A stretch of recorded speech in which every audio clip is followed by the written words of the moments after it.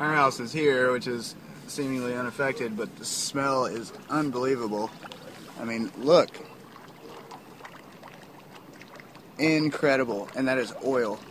This was the scene over the weekend just outside of Little Rock, Arkansas, where thousands of barrels of oil leaked from an ExxonMobil pipeline. Now, an Exxon spokesman said he didn't know if this oil came from an existing Keystone pipeline, but the spill has rekindled debate over the Keystone XL pipeline, which is still awaiting approval and has been the subject of much debate. Steve Mufson, who is a reporter here at the Post, has detailed that battle in a new ebook, Keystone XL Down the Line. Thanks for finding some time for us. Thank you. So like we said, this spill has rekindled this question, and I wonder if that's a fair comparison to draw or not. Well, it's fair in some senses because there are two major concerns with the Keystone XL. One is the climate concern and whether tapping the oil sands, which is where the oil for the Keystone XL would come from, up in Canada, of course. Yeah, these big, huge developments, some of them basically open pit mines, some of them big steam injection operations that use up so much energy that some people say it contributes more to climate change than even ordinary barrel of oil might.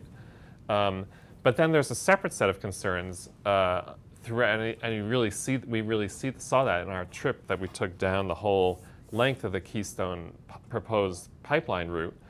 People along the route are really worried about leaks. Some of them are worried about leaks into aquifers. Some of them are worried about leaks into rivers, and that's not really specific to Keystone. It's about all pipelines, and we have a lot of pipelines in the country. So, this just dramatizes that. But then there's yet one other dimension too, which is that this pipeline was carrying oil from that area, and there are some people who argue that that very low quality oil with a lot of sulfur and other contaminants in it can create more corrosion problems in a pipeline than a conventional barrel of oil might. So this is that same oil that would go in the Keystone XL, and perhaps it's more of a leak concern. Either the same or very similar. It's from that same area. It's a type of oil, they called it Wabasca heavy, and it's from the Athabasca area, which is where the oil sands are, named after the Athabasca River up in Alberta. And I suppose the Exxon folks would point out this is a pipeline built in 1942, and the new Keystone XL would be much more secure. That's what the TransCanada people would say. They're the ones who are proposing to build this pipeline and have already owned the big Keystone pipeline.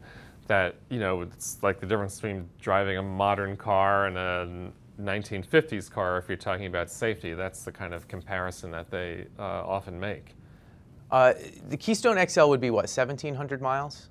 About 1,700 miles. And for this ebook, you drove the length of it. And what do the people along the way say? It's more or less a conservative part of the country. You would think they would support something like this. Do they, or is there a not in my backyard element? There's a not in my backyard element, but there's also more of a kind of traditional populist element too. A lot of people we discovered who are ranchers and farmers are kind of loners. They don't really want to be bothered.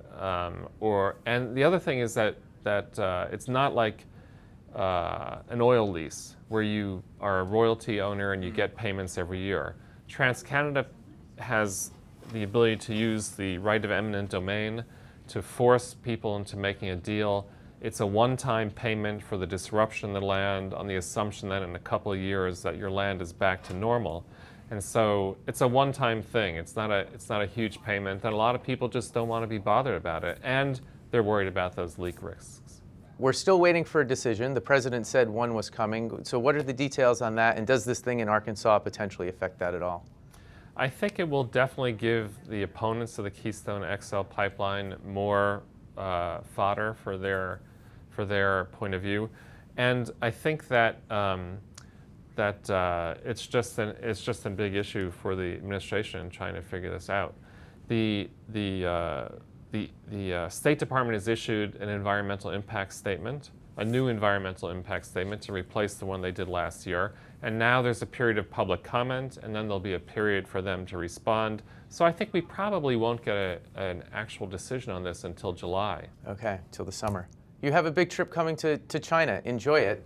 Thanks very much. Good to see you be before there you for take a few off. weeks. Okay. Great.